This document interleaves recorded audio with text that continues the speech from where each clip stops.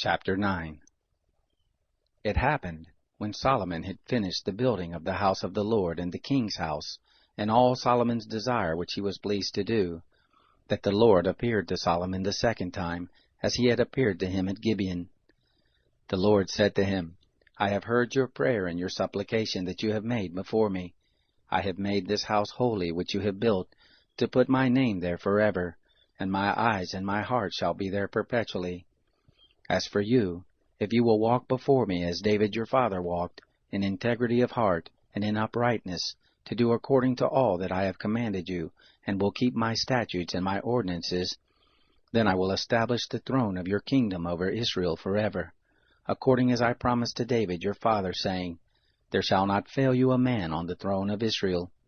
But if you shall turn away from following me, you or your children, and not keep my commandments and my statutes which I have set before you, but shall go and serve other gods and worship them, then I will cut off Israel out of the land which I have given them, and this house, which I have made holy for my name, I will cast out of my sight, and Israel shall be a proverb and a byword among all peoples.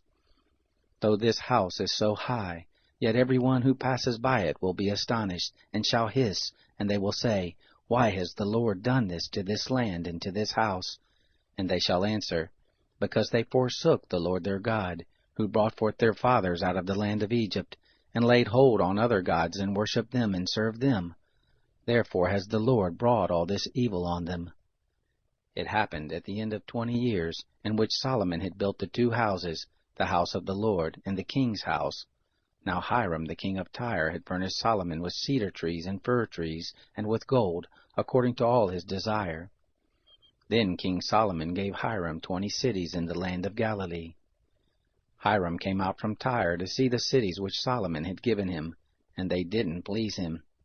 He said, What cities are these which you have given me, my brother? He called them the land of Cabul to this day. Hiram sent to the king 120 talents of gold. This is the reason of the levy which King Solomon raised, to build the house of the Lord, and his own house, and Milo, and the wall of Jerusalem, and Hazor, and Megiddo, and Gezer. Pharaoh king of Egypt had gone up and taken Gezer, and burnt it with fire, and slain the Canaanites who lived in the city, and given it for a portion to his daughter, Solomon's wife.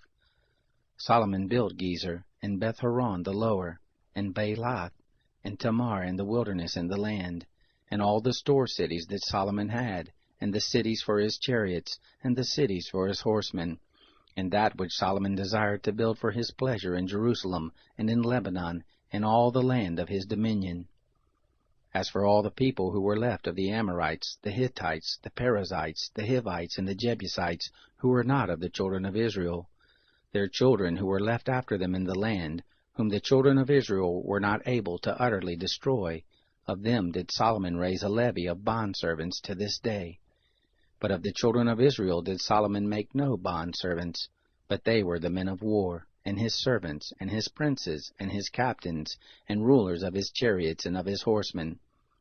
These were the chief officers who were over Solomon's work, 550, who bore rule over the people who labored in the work. But Pharaoh's daughter came up out of the city of David to her house which Solomon had built for her. Then he also built up Milo. 3 times a year did Solomon offer burnt offerings and peace offerings on the altar which he built to the Lord, burning incense on the altar that was before the Lord. So he finished the house. King Solomon made a navy of ships in Ezion-Geber, which is beside Eloth, on the shore of the Red Sea in the land of Edom. Hiram sent in the navy his servants, sailors who had knowledge of the sea, with the servants of Solomon. They came to Ophir and fetched from there gold, 420 talents, and brought it to King Solomon.